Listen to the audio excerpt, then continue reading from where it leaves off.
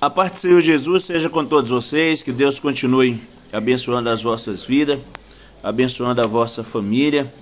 Nós vamos falar um pouquinho aqui sobre a ceia do Senhor, a segunda ordenança da igreja. É importante para nós que a Bíblia diz que Deus ele amou o mundo de tal maneira que deu seu Filho unigênito para todo aquele que nele crê, não pereça, mas tenha a vida eterna. E todos nós participamos da ceia do Senhor, que é a segunda ordenança da igreja.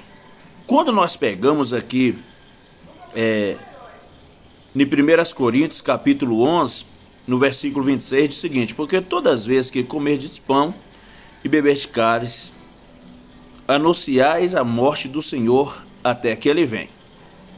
E é importante para nós que saber que Jesus ele vai voltar para buscar sua igreja. Jesus ele esteve aqui nessa terra cumprindo a missão a qual Deus lhe enviou para cumprir. E a Bíblia diz que ele foi pregado na cruz do Calvário. Todos nós falamos sobre cruz, todos nós falamos sobre a ressurreição de Jesus Cristo. E Jesus falou que aquele que comesse a sua carne e bebesse o seu sangue tinha parte com ele. E esse símbolo hoje para nós é o pão, né?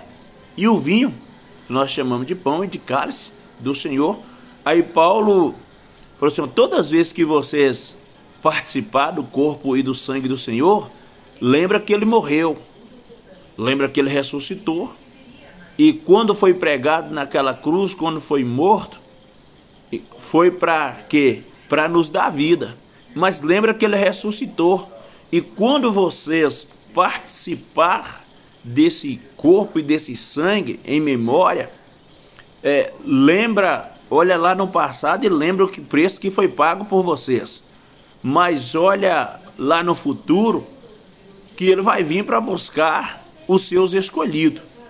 Aí toda vez que nós participamos, é para nós ter essa lembrança e também para renovar um compromisso que nós fizemos de anunciar que Jesus veio, que Jesus morreu, ressuscitou, foi aos céus e voltará para buscar a sua igreja.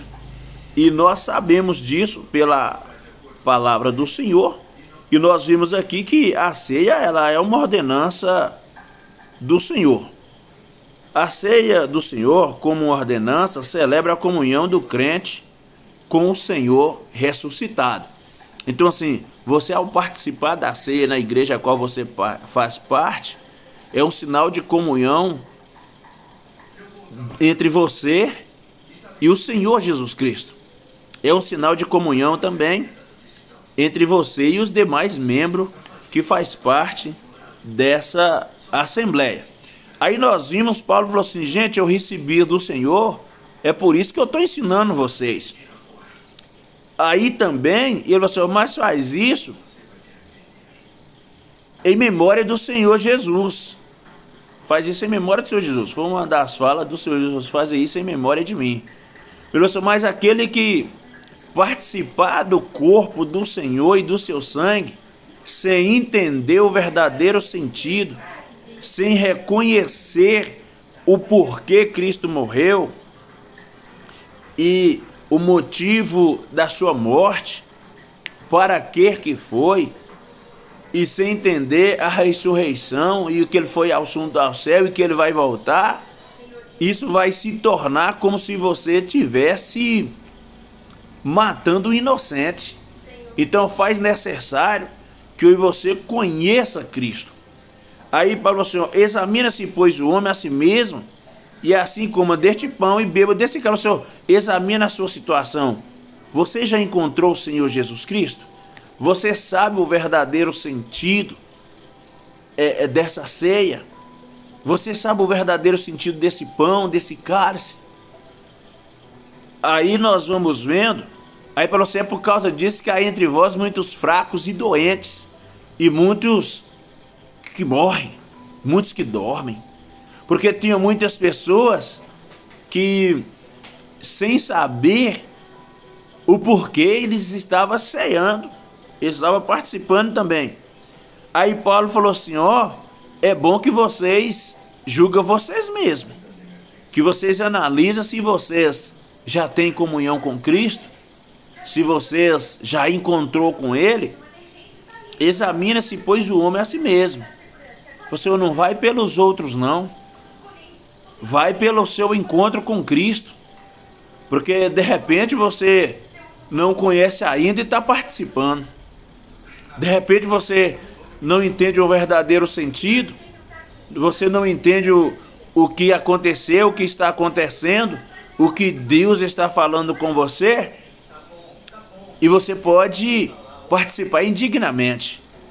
Era o que Paulo está dizendo assim: mas você examinando você mesmo, examinando a palavra do Senhor Jesus Cristo, o preço que foi pago, a morte de cruz, os seus pés e as suas mãos pregadas, o seu sangue vertido ali naquela cruz, você vai participar direitinho.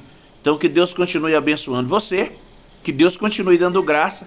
Depois nós falamos uma outra vez sobre ceia, sobre a importância do batismo, a importância de encontrar com o Senhor Jesus, de ter Ele nas nossas vidas, de ter Ele nas nossas famílias. Na semana passada nós até aprendeu sobre a importância da graça, né? Que algumas pessoas eles batizam procurando encontrar a graça. E essa graça, ela é o Senhor Jesus. Você precisa primeiro encontrar Jesus, aprender sobre Ele, conhecer Ele, aí depois você batiza. Como remissão de pecados, né? Que o batismo faz um símbolo de morte, sepultamento, de reconhecimento das falhas, das nossas fraquezas e reconhecimento da misericórdia, bondade e graça do nosso Deus. Que Deus continue abençoando a vossa vida. Deus continue abençoando a vossa família.